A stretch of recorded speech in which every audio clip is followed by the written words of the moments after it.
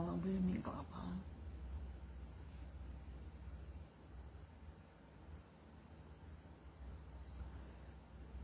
ဒီနေ့မှာတော့ကျွန်တော်တို့မြန်မာပြည်သူတွေအတွက်ဒီကလိုအပ်နေတဲ့အရေးကြီးအကြောင်းအရာတွေကိုကျွန်တော်ဒီနေ့ဒီညကနေဆွေးနွေးသွားချင်ပါတယ်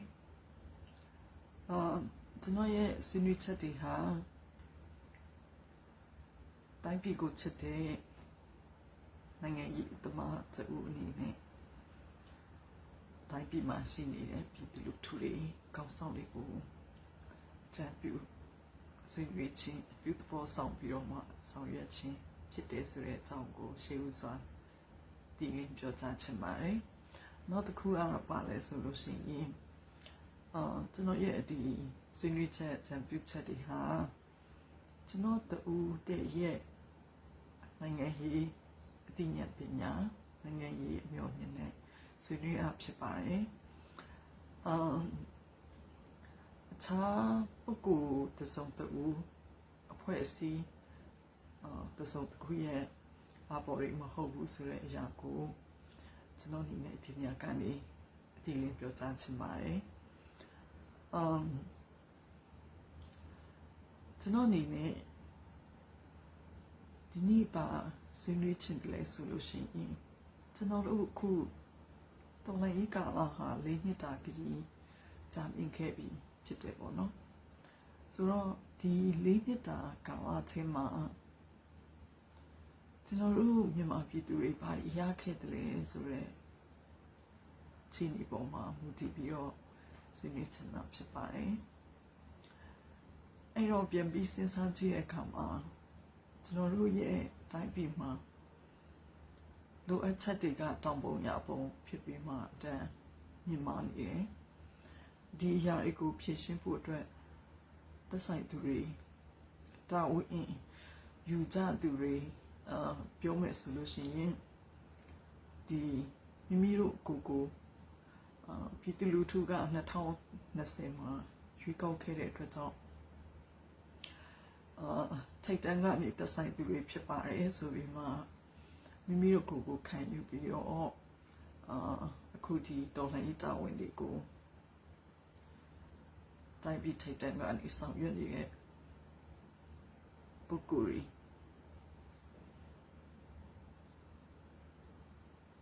သူတို့ရဲ့အဆောင်ရွက်ချက်တွေကိုကျွန်တော်တို့ကပြန်ပြီးတော့သုံးသပ်ဖို့လိုလာပါတယ်အဲ့တော့ကျွန်တော်တို့ကဒီတော်လှန်ရေးရဲ့၄နှစ်တာကာလထဲမှာဘောနော်ပြည်သူတွေကခုနကပြောသလိုဘာတွေရခဲ့တယ်လဲသူနည်းလည်းကောင်းပဲအဲ့ဒီကျွန်တော်တို့ကိုထိတ်တန့်ကနေဥဆောင်ပေးပါတယ်ဆိုတော့ပုဂ္ဂိုလ်တွေစုဖွဲ့ရဲ့ဆောင်ရွက်ချက်တွေဟာဘယ်လောက်ထိများပြောင်းမြောက်ပြီးတော့ဘယ်လောက်ထိပြုသဘောဆောင်ပြီးတော့ဘယ်လောက်ထိပြည်သူလူထုကိုကြိုးပြုခဲ့တယ်လဲတိုင်းပြည်ကိုကြိုးပြုခဲ့တယ်လဲဆိုတဲ့အရာတွေကိုကျွန်တော်တို့ပြန်ပြီးတော့စင်ချင်သုံးသပ်ဖို့လိုတယ်အဲ့တော့ကျွန်တော်တို့တော်လှန်ရေးကိုဥဆောင်နေတဲ့ဒီ NUCC NUG နဲ့ကွာဒီခေါင်းဆောင်တွေဒီပေါ့နော်သူတို့ရဲ့အားနည်းချက်တွေအားသာချက်တွေသူတို့ရဲ့လုပ်ငန်းပိုင်းဆိုင်ရာကျွန်တော်ပုဂ္ဂိုလ်ရေးအနေနဲ့တော့ဘာမှပြောချင်ပါဘူးသို့တော့တိုင်းပြည်နဲ့သက်ဆိုင်တဲ့နေရာမှာလုပ်ငန်းဆောင်ရွက်ချက်ကိုအဓိကထားပြီးကြည့်ရတာဖြစ်တဲ့အတွက်ကြောင့်ဒီပုဂ္ဂိုလ်တွေဒီဖွဲ့စည်းတွေရဲ့လုပ်ငန်းပိုင်းဆိုင်ရာဆောင်ရွက်ချက်တွေဟာဘယ်လောက်ထိများပြည်သူလူထုကိုအကျိုးပြုနေတယ်လဲတိုင်းပြည်ကိုအကျိုးပြုနေတယ်လဲဆိုတဲ့ဟာတွေဟာကျွန်တော်တို့အဓိကတွေ့တော့ရမယ့်ချက်ဖြစ်ပါတယ်ကျွန်တော်တို့ဒီတိုင်းပြည်အရေးနဲ့ပတ်သက်လာလို့ရှိရင်လူဆိုတာကတော့လူသားတွေဖြစ်တဲ့အတွက်ကြောင့်လူသားတွေတိုင်းဟာမပြည့်စုံဘူးအားနည်းချက်တွေရှိတယ် သူ့ရဲ့ personal တွေရှိတယ်ပုဂ္ဂိုလ်ရေးတွေရှိတယ်ဒါကြောင့်မို့လို့တိုင်းပြည်အရေးနဲ့ပတ်သက်လာလို့ရှိရင်ပုဂ္ဂိုလ်ရေးတွေကိုကျွန်တော်တို့ကချန်လှပ်ထားခဲ့ဖို့လိုတယ်အဓိကကသူ့ရဲ့အသိဉာဏ်ပညာသူ့ရဲ့အမျှော်မြင်သူ့ရဲ့ဒီလုပ်ငန်းဆောင်ရွက်မှုတွေဟာဘယ်လောက်ထိပြောင်းမြောက်နေသလဲဆိုတဲ့အရာကိုကျွန်တော်တို့ကဒီချာချာစမ်းစစ်လေးလာတွေ့ခေါ်ပြီးတော့ထောက်ပြဆရာရှိရင်ထောက်ပြရမယ်ဝေဖန်ရမယ်တက်မှတ်ပေးရမယ်ဒါတွေဟာတိုင်းပြည်အတွက်အတက်မှာအရေးကြီးပါတယ်အဲ့တော့အဓိကကြားတဲ့ဒီချက်တွေကိုကျွန်တော်အနေနဲ့ဒီညမှာဆွေးနွေးချင်ပါတယ်ခုနပြောတဲ့ဒီဓာတ်ရိုက်ပေါ့နော်ပြည်သူလူထုနဲ့ဓာတ်ရိုက်မသက်ဆိုင်တဲ့သူ့ရဲ့ပုံကိုရေးရာအကြောင်းအရာအချက်လက်တွေဟာဆိုလို့ရှိရင်တော့ကျွန်တော်တို့ဒါဟာတိုင်းပြည်အတွက်အဓိကမကြောက်ဘူးဒါသူ့ရဲ့ပုံကိုရေးရာဖြစ်တဲ့အတွက်ကြောင့်သူ့ရဲ့လွတ်လပ်ခွင့်ဖြစ်တဲ့လူသားတယောက်အနေနဲ့သူ့ရဲ့ရာသီရထိုက်တဲ့အခွင့်အရေးဒီအခွင့်အရေးပိုင်းဆိုင်ရာတွေဖြစ်တဲ့အတွက်ကြောင့်ကျွန်တော်တို့ပြောလို့မရပါဘူးအဲ့ဒါကိုပြောရင်မကောင်းပေါ့နော်မကောင်းပါဘူးဒါကြောင့်မို့လို့အဓိကအချက်လောက်ဆောင်ချက်တွေကိုကျွန်တော်တို့ကြည့်မယ်ဆိုလို့ရှိရင်ဒီ NUCC တို့ဟာတကယ်ကိုကောင်းဆောင်ပိုင်းဆိုင်ရာမှာတမချို့တဲ့တာကိုကျွန်တော်တို့တွေ့မြင်နိုင်တယ်အဲ့ဒီအရာတွေဟာဘယ်မှာသွားပြီးထင်ဟပ်တယ်လဲဆိုလို့ရှိရင်ကျွန်တော်တို့အခုဒီလေချောင်းတိုက်ခိုက်မှုတွေအခုချိန်ထိပြည်သူလူထုတွေပြေးလွှားပြီးခံနေရတယ်တော်လှန်ရေးတစ်စုံလုံးနဲ့ပတ်သက်ပြီးတော့ပြောမယ်ဆိုလို့ရှိရင်တော်လှန်ရေးထဲမှာအစိပ်ပိုင်းကြီးနှစ်ခုရှိတယ်အစိပ်ပိုင်းကြီးနှစ်ခုကဘာတွေလဲဆိုတော့စစ်ရေးပိုင်းနဲ့နိုင်ငံရေးပိုင်းဖြစ်ပါတယ်အဲ့တော့စစ်ရေးပိုင်းဆိုင်ရာမှာ NUG ရဲ့စွမ်းဆောင်မှုတွေဟာဘယ်လောက်ထိပြောင်းမြောက်တယ်လဲဆိုတာကိုကျွန်တော်တို့ပြန်ပြီးစမ်းစစ်ကြည့်မယ်ဆိုလို့ရှိရင်ကိန်းကနန်းတွေကတော့ကျွန်တော်ဒီညမှာထဲမပြောတော့ပါဘူး။ဘာကြောင့်လဲဆိုရင်ပညာရှင်တွေအများကြီးကကိန်းကနန်းတွေကိုပြောဆိုပြီးတော့ထောက်ပြနေတာရှိတယ်ပေါ့နော်။ဆိုတော့ကျွန်တော်အနေနဲ့ဒီညကနေအနှစ်ချုပ်ပဲဆွေးနွေးချင်တယ်။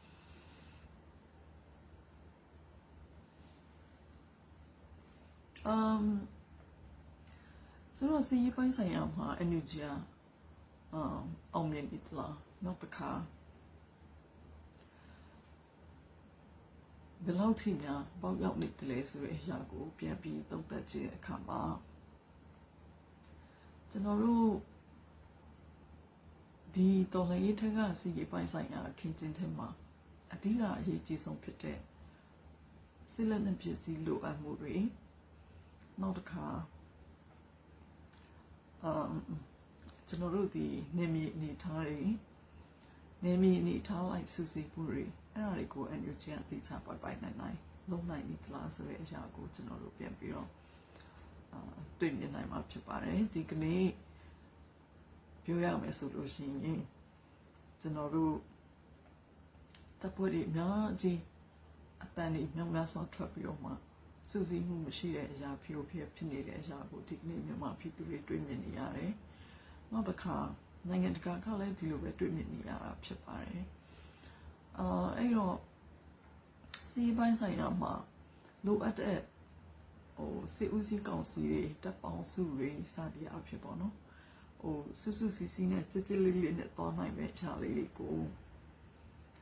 အခုချိန်ထိပြည်သူလူထုတွေမတွေ့မြင်ရသေးဘူးနောက်တစ်ခုကပါလဲဆိုရင်စစ်လက်နက်ပစ္စည်းပိုင်းဆိုင်ရာအင်အားတောင့်တမှုကိုလည်း NUG ကအခုချိန်ထိအပြည့်အဝမဖန်တီးပေးနိုင်သေးဘူးအဲ့တော့အဲ့လိုမဖန်တီးနိုင်တဲ့အခါမှာဘာတွေဖြစ်လာတယ်လဲဆိုရင်မြေပြင်မှာလူငယ်မောင်မယ်ရေးပေါ်တွေကသူတော်လည်းရေးကိုအမြန်အောင်မြင်စေချင်တယ်ပြီးလို့ရှိရင်ကိုယ့်ရဲ့အိမ်ကိုအမြန်ပြန်ချင်တယ်မိသားစုနဲ့အမြန်ပြန်နေချင်တယ်ကိုလှုပ်ရှားရှိရဟာကိုယ့်ရဲ့အနာဂတ်တွေကိုဆက်ပြီးတော့မှဖန်တီးချင်တယ်ပုံဖော်ချင်တယ်ပေါ့နော်ဒါကလူငယ်မောင်မယ်တိုင်းကျွန်တော်တို့ရဲဘော်တိုင်းရဲ့စိတ်လုံးသားဖြစ်ပါတယ်ဒီကနေ့တော်လည်းအထက်မှာတိုက်ပွဲဝင်နေတဲ့ရဲဘော်လူငယ်မောင်မယ်တွေဟာဝါပါကြီးရဲ့လူတယောက်မှမရှိဘူးယာတူအာနာတွေဘလို့တီဆောက်ပြီးတော့ဘလို့အာနာမက်ပြီးတော့ဘလို့နေလိုက်မယ်ဆိုတဲ့အတွေ့အမျိုးမရှိကြဘူးသူတို့စီမှာရှိတာကတခုပဲဘာလဲဆိုရင်အိမ်အမြန်ပြန်ချင်တယ် မိဘနဲ့တွေ့ချင်တယ်ညီကိုမောင်မတွေနဲ့အရင်ကလို့ပျော်ရွှင်ရွှင်ပြန်နေချင်တယ်မိသားစုတွေနဲ့ပျော်ပါပြီးတော့နေချင်တယ်ဆိုတော့ဒီအရာတွေကိုပြည့်စုံစေနိုင်တာကစစ်လက်နဲ့ပစ္စည်းလုံလောက်မှုပေါ်များမှုဖြစ်ပါတယ်အဲ့တော့အဲ့ဒီအနေထားတွေကို NUG ကဖြည့်ဆည်းပေးနိုင်သလားလို့မေးတဲ့အခါမှာအခုချိန်ထိလေချောင်းကာကွယ်ရေးစနစ်ကို NUG ကမပေးနိုင်သေးဘူးမပေးနိုင်သေးတဲ့အတွက်ကြောင့်လေချောင်းကနေရသူကအများတန်းပေါ့နော်အသာစီးယူပြီးမှတိုက်ခိုက်တာအောင်ရပုံမောင်မေတွေလူထုတွေကမြေပြင်ကနေခံနေရတယ်အဲ့တော့ကျွန်တော်တို့ဘာဖြစ်သွားတယ်လဲပြန်ပြီးသုံးသပ်ကြည့်မယ်ဆိုလို့ရှိရင်လူစားအရေးမြစ်ပိုင်းဆိုင်ရာထိခိုက်နေတာဆုံးရှုံးမှုတွေအများကြီးဖြစ်သွားတယ်တိုင်းပြည်တစ်ပြည်အတွက်အဓိကအရေးကြီးဆုံးလိုအပ်ချက်ဟာလူစွမ်းအားအရေးမြစ်ပဲလူတွေရဲ့အသက်တွေဟာအရာခက်သိမ်းထက်တန်ဖို့ရှိတယ်အဲ့ဒါတွေကိုအစိုးရတည်းဖြစ်တဲ့ NUG NUCC တို့ကအလေးထားဖို့လိုတယ် NUCC ဆိုရင်နိုင်ငံရေးဥဆောင်ဖွဲ့စည်းဖြစ်တယ်ပေါ့နော်ဒါကြောင့်မလို့တွေ့ပြီးပြောတာဖြစ်ပါတယ်ဒီကနေ့သူတို့တရားဝင်နေရာယူထားကြတယ်တရားဝင်အလုပ်လုပ်ပါမယ်ဆိုပြီးတော့ကြွေးကြော်ပြီးတော့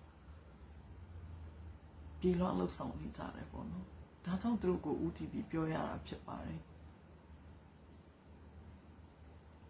အဲ့တော့ပြည်သူအများကစဉ်းစားဆင်ခြင်တွေးခေါ်ဉာဏ်ရှိတဲ့ပြည်သူတွေသူတို့ပြည်သူတွေထဲမှာလည်းပညာရှင်တွေရှိတဲ့လူဒန်းစားအမှားဆုံးကနေထောက်ပြရတဲ့ဝေဖန်တာတွေပြုလုပ်တဲ့အခါမှာ NUG NUCC တွေအများစုကလက်မခံနိုင်ဘူးဘာလို့လက်မခံနိုင်ရမှာလဲလုံးဝလက်ခံရမယ်ဘာကြောင့်လဲဆိုရင်ပြည်သူလူထုကရွေးကောက်ခဲ့တာလေပြည်သူလူထုကမဲပေးပြီးရွေးချယ်ခဲ့တဲ့လူတွေဖြစ်တယ်လေဆိုတော့အဲ့ထဲမှာကျွန်တော်ထည့်မပြောတာနောက်တစ်ခွက်ရှိသေးတယ်နော် CRPH ပါ CRPH အဖြစ် NUG ကိုတည်ဆောက်တယ်ပေါ့နော်ပုံဖော်လာတယ်ဒါတော့ CRPH ကအတမအရေးကြီးရပေါ့နော်ဆိုတော့ခုနကစစ်လက်နဲ့ပစ္စည်းပိုင်းကိုပြောမယ်ဆိုလို့ရှိရင်အခုဒီမြေပြင်မှာလူငယ်တွေကရဲဘော်တွေကအစွမ်းကုန်ကိုအင်္ဂါခြေလက်စိတ်ပိုင်းတွေဆွလွတ်တဲ့အသက်တွေဆွလွတ်ပြီးတော့မှမောဒီဆွမ်းရည်ကြဆင်းနေတဲ့ရန်သူစစ်တပ်တွေကိုအနိုင်ယူတိုက်ခိုက်ပြီးတော့မှရလာတဲ့လက်နက်တွေဟာအဲ့ဟာတွေကသူတို့ရဲ့ဆွမ်းဆောင်ရည်ပဲ NUG နဲ့မဆိုင်ဘူး NUG ကတကယ်တမ်းလုပ်ပြရမယ်အရာတွေကစူးစီးမှုရှိဖို့စနစ်တကျဖြစ်ဖို့ကိုညီပတ်ဖို့ပြရမယ်နောက်တစ်ခါကောင်းမွန်တဲ့ဥဆောင်မှုဥဆောင်သူဖြစ်ချင်တယ်ဆိုရင်ကောင်းမွန်တဲ့ဥဆောင်မှုပေးရမယ်ပြီးရင်ရဲဘော်လူငယ်မောင်မယ်တွေလိုအပ်တဲ့အာဟာရတွေအပြည့်အဝဖြည့်ဆည်းပေးနိုင်ရမယ်လိုအပ်တဲ့အသုံးဆောင်ပစ္စည်းတွေအပြည့်အဝဖြည့်ဆည်းပေးနိုင်ရမယ်ဒါ NUG ရဲ့တာဝန်ပဲအဲ့တော့အခုဒါတွေမလုပ်ပေးနိုင်တဲ့အခါမှာတပ်ဖွဲ့တွေကသူ့ဟာနဲ့သူငွေရှာရတယ်လင်းသူလုံစတဲ့နေဖြစ်ကုန်တယ်ကိုတပ်ဖွဲ့ကိုရဲ့လူတွေအတွက်ကိုဟာကိုရှာဖွေရတယ်အဲ့တော့ဒီလိုရှာဖွေတဲ့အခါမှာမနေနိုင်တဲ့ပြည်သူတွေကပြန်ပြီးတော့ထောက်မရတယ်ထောက်ပို့ရတယ်ဆိုတော့နောက်ဆုံးကဒီပြည်သူတွေနဲ့ဒီတပ်ဖွဲ့တွေကပဲကိုလည်းအင်္ဂါတွေလည်းဆုံးလို့ရတယ်အသက်ဘေးအန္တရာယ်တွေကြုံတွေ့ရတယ်မိသားစုတွေဆုံးရှုံးရတယ်အိုးအိမ်တွေလေယာတွေကျွဲနွားတွေအကုန်ဆုံးလို့ရတယ်NUG ကဘာလုပ်ပေးလဲ